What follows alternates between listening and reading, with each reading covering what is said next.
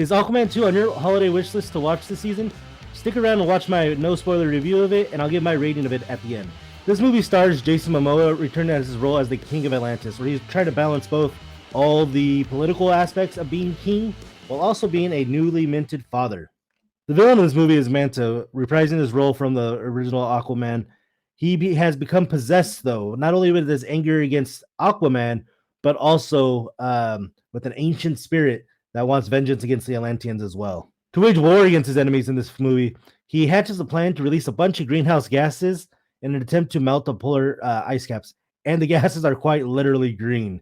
And without saying too much more, that's all I can pretty much say about the plot of this without giving away too many spoilers. So let's start with the good things about this film. For me, the biggest thing is that I'll no longer have to watch the trailer for Aquaman 2. Man, that was painful these last couple months, just watching that trailer again and again and again.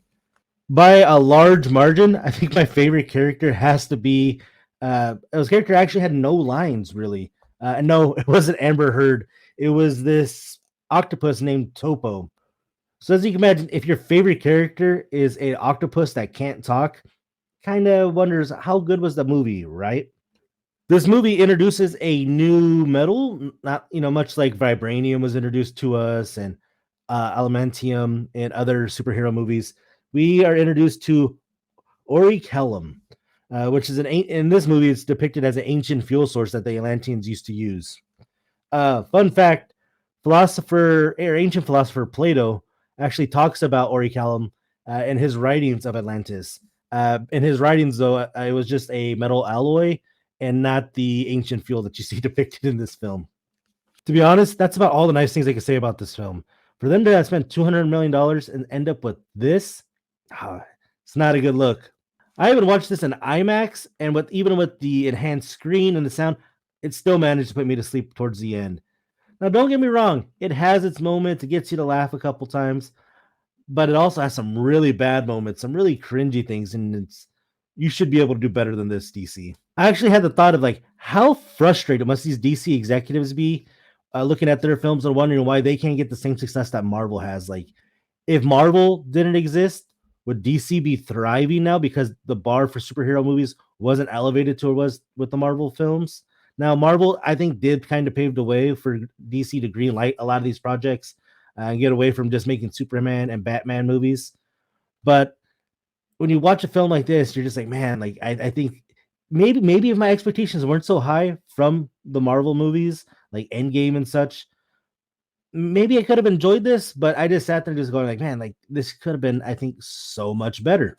So one personal gripe I had with this film is when they introduced these monstrous grasshoppers that were normal grasshoppers, but seemingly mutated by the outputs of the greenhouse gases that they introduced in this film. And the reason I have a problem with this, these things were huge.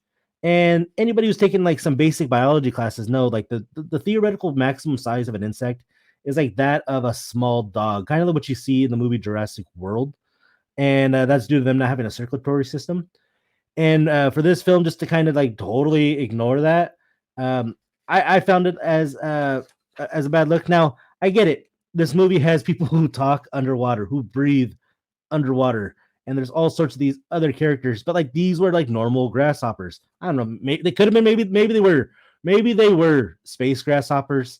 But for the things that happened on that island, and you could have picked something else that would have been just as terrifying. Take some small rodents, some mammal that can actually get to that size, and make those terrifying. Take a creature that maybe is normally really, really cute and innocent, and make it hell bent on attacking everything it sees.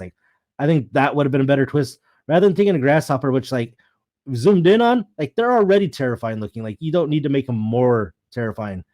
Pick something else, guys.